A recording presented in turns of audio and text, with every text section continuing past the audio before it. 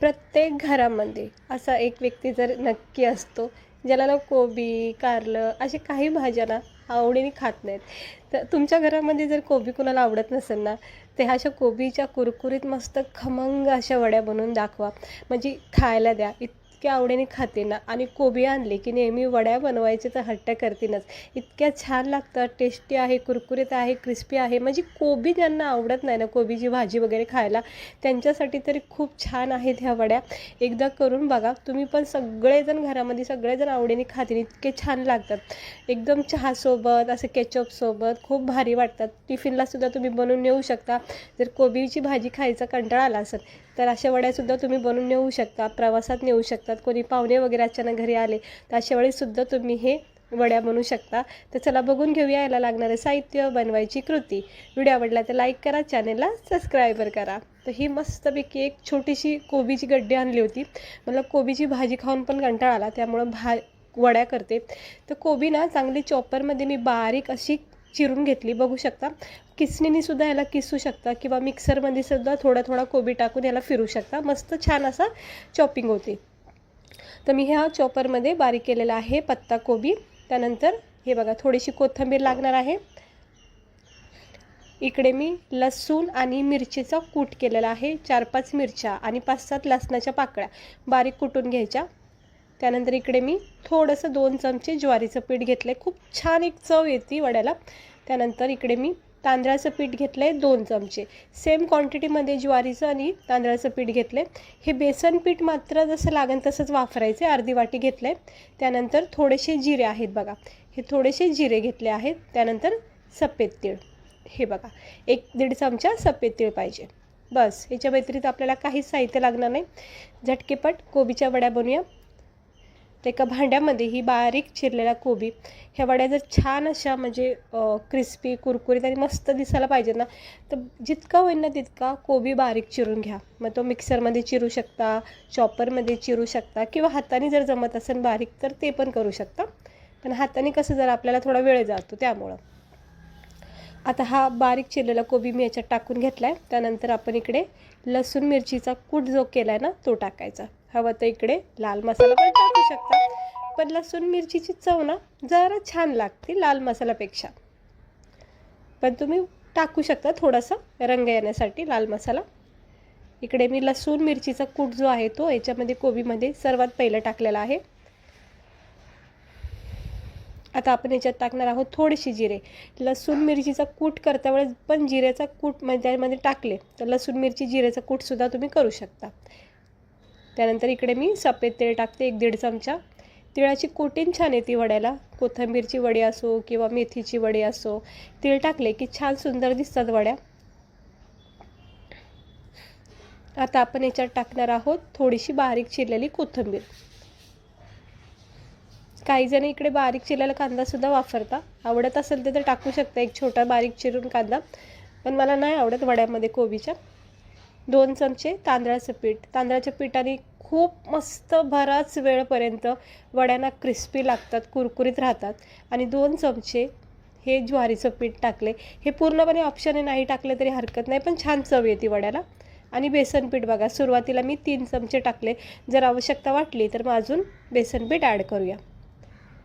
आता चवीनुसार मीठ टाकायचं, थोडासा धना पावडर टाकायचा आणि चिमूटभर हळद टाकायची. आणि याला सगळे हे जे मसाले टाकलेत ना आपण, हे सगळे सुरुवातीला चांगलं चोळून घेऊया. हे बघा, चवीनुसार मीठ टाकलेलं आहे. आता चांगलं याला जरा पहिलं चोळून घ्यायचं सुरुवातीला. हे असं, हे बघा सगळा मसाले व्यवस्थित ह्या कोबीला, पीठ वगैरे, तांदळाचं पीठ, बेसन वगैरे सगळं हे एकजीव होऊन जातं. आणि मग थोडं थोडं थेंब थेंब पाणी टाकून याचं एक घट्ट पीठ तयार करायचं. अजिबात जास्त पाणी टाकू नका, कारण कोबीला पाणी सुटतं. त्यामुळं थोडंसंच पाणी टाका, जसं लागेल तसं. बघा, आता मला बेसन पिठाची आवश्यकता वाटते, त्यामुळं मी उरलेलं सगळं पीठ टाकले. अंदाजे म्हणजे एक वाटीच्या अंदाजेने बेसन पीठ वापरले मी. आता हे सगळं एकजीव करून घेते. आणि आता घट्ट बॅटर बघा तयार झालं आहे बेसन पीठ टाकल्यामुळं. बेसन पिठाची प्रत्येक वडीमध्ये चव छान राहते. त्यामुळं बेसन पीठ थोडं जास्त पडलं तरी काही हरकत नाही. आता हे स्वच्छ हात धुवून घेते. आपलं पीठ तयार झालेलं आहे. एक प्लेट घ्यायचा किंवा तुमच्याकडे असं वड्या वगैरे सेट करायला काही भांडं असेल त्याच्यामध्ये टाकू शकता. प्लेटला थोडंसं तेल लावून घ्यायचं आणि हा सगळा वड्याचा बॅटर याच्यामध्ये सुरुवातीला असं सेट करायचं आणि मग हलक्या हाताने याला असं पूर्ण प्लेटभर गोल आकार द्यायचा. ही प्रोसेस तर माहितीच असेल सगळ्यांना, काही असं विशेष नाही सांगायसारखं. ते असं हे पीठ आहे ना वड्याचं, हे असं पूर्ण गोल राऊंड करायचा. आणि मी इकडं स्टीम ना कढाईमध्ये देणार आहे.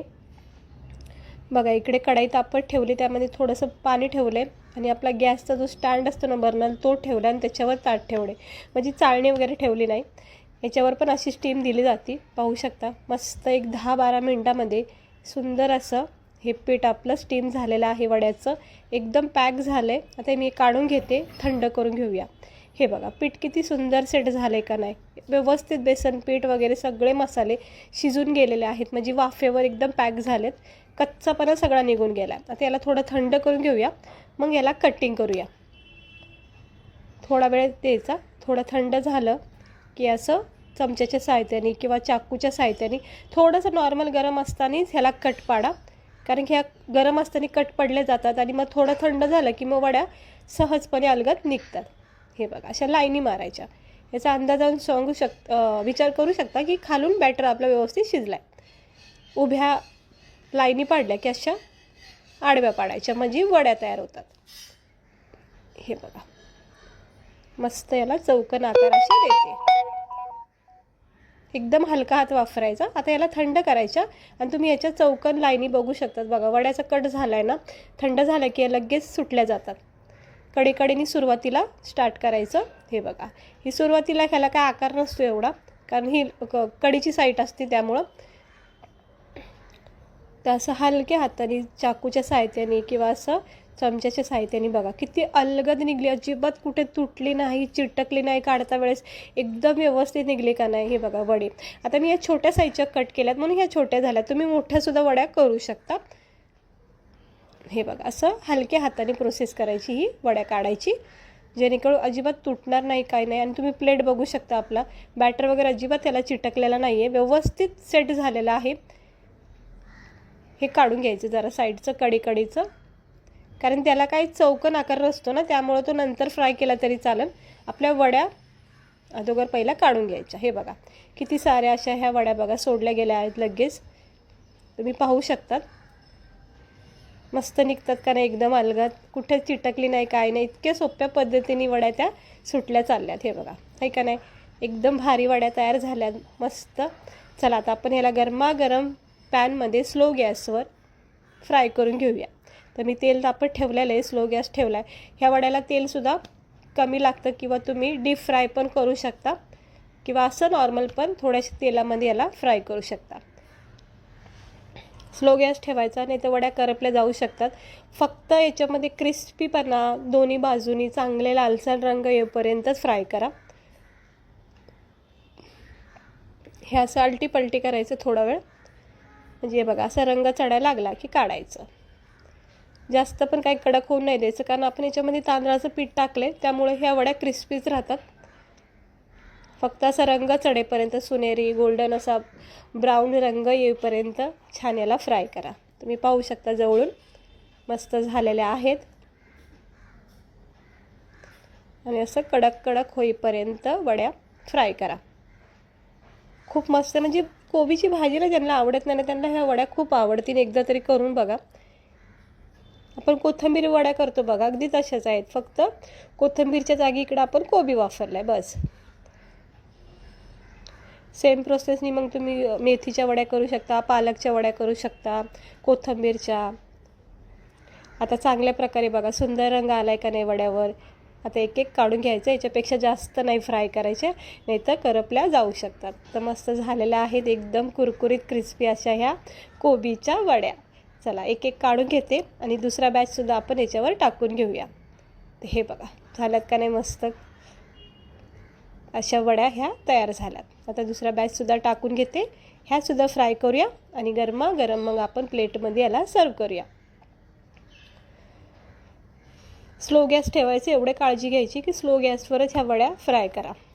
तर आता ह्या वड्या झालेल्या आहेत आपल्या कोबीच्या तयार. आणि ह्या पाहता क्षणी तुम्ही विचार करू शकता, जर कोबी नाही आवडत आणि ह्या अशा वड्या केल्या तर न आवडणारे व्यक्तीसुद्धा ही वडी आवडीने खातील आणि त्यांना कळून येणार नाही ह्या कोबीच्या वड्यात.